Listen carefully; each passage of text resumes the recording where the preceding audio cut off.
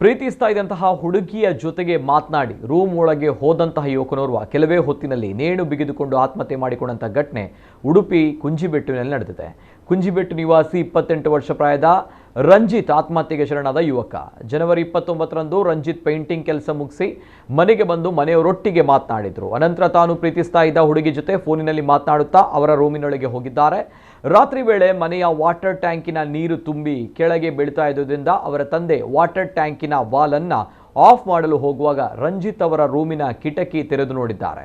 ಈ ವೇಳೆ ಆತ ಫ್ಯಾನಿಗೆ ನೇಣು ಬಿಗಿದ ಸ್ಥಿತಿಯಲ್ಲಿ ಕಂಡು ಬಂದಿದ್ದಾನೆ. ಕೂಡಲೇ ಆತನನ್ನು ಕೆಳಗೆ ಇಳಿಸಿ ಚಿಕಿತ್ಸೆಗಾಗಿ ಮಣಿಪಾಲದ ಖಾಸಗಿ ಆಸ್ಪತ್ರೆಗೆ ಕರೆದುಕೊಂಡು ಹೋಗಲಾಯಿತು. ವೈದ್ಯರು ಆತನಿಗೆ 20 ನಿಮಿಷ ಶುಶ್ರೂಷೆ ಮಾಡಿದರೂ ಕೂಡ ಚಿಕಿತ್ಸೆ ಫಲಕಾರಿಯಾಗದೆ ಸಾವನ್ನಪ್ಪಿದ್ದಾನೆ.